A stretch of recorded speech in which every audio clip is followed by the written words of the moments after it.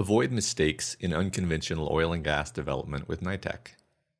NITEC specializes in eliminating mistakes.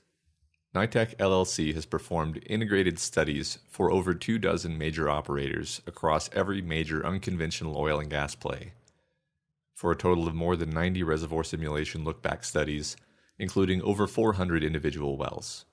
We have experience with assets at all stages of the operational life cycle, from greenfield acreages to enhanced oil recovery projects. If somebody has made a mistake in the development of unconventional oil and gas assets, we've seen it, and we can help you identify and avoid that mistake going forward. Mistakes related to water production. Landing wells in zones known from nearby logs to have high water saturation just because that was the target landing zone used for other pads. Continuing to produce wells at very high water cut for months or years with the belief that the well is still flowing back its frac injection volume, when in reality, the water being produced is formation water from high saturation intervals, or the background water saturation is higher than petrophysics suggests. Failing to account for the water separator effect of natural fracture networks, which allows water to drain into and accumulate around the deeper wells in a wine rack. Using larger frac size without considering fracture growth into higher water saturation zones. Penetration into these zones results in very high water cut values in new wells, reducing well performance despite larger frac volume.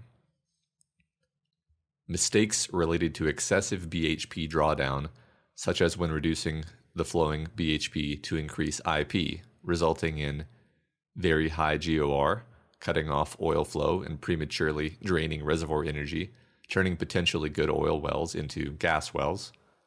Higher net stress around the well, potentially crushing larger proppants, for example 4070 mesh sand, reducing productivity and disconnecting perforations from the reservoir. And increased net stress and embedment of proppant in a ductile resource, such as the Eagleford, possibly disconnecting perforations from the reservoir.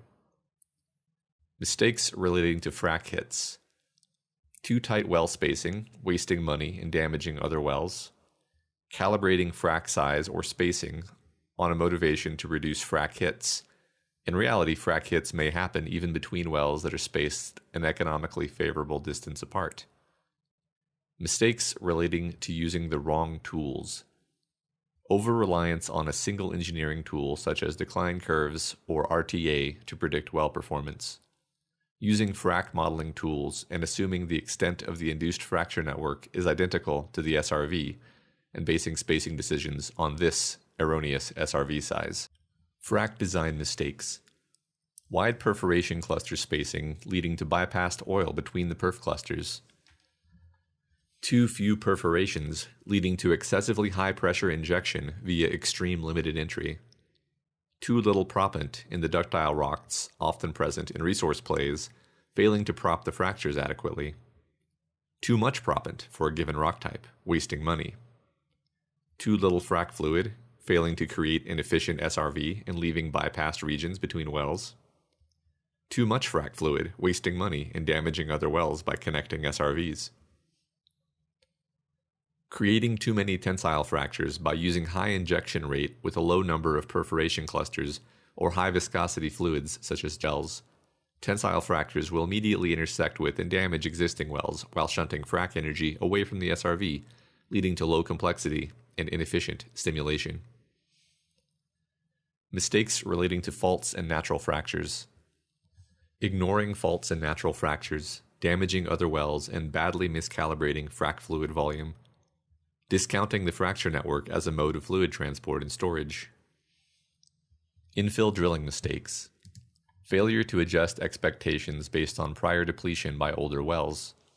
Expecting infill wells to perform similarly to parent wells, especially when a natural fracture network is present, where the first wells will have already depleted the fracture network. Mistaking stress changes caused by a parent well impeding the fracture stimulation of a child well as depletion of the child well by the parent well. Either parents should be repressurized or the child well needs a larger treatment to compensate for the stress change. Development design mistakes.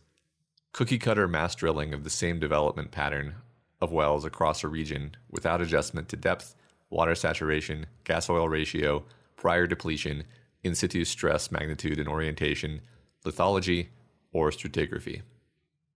Always chasing a larger SRV footprint rather than adjusting for economic efficiency.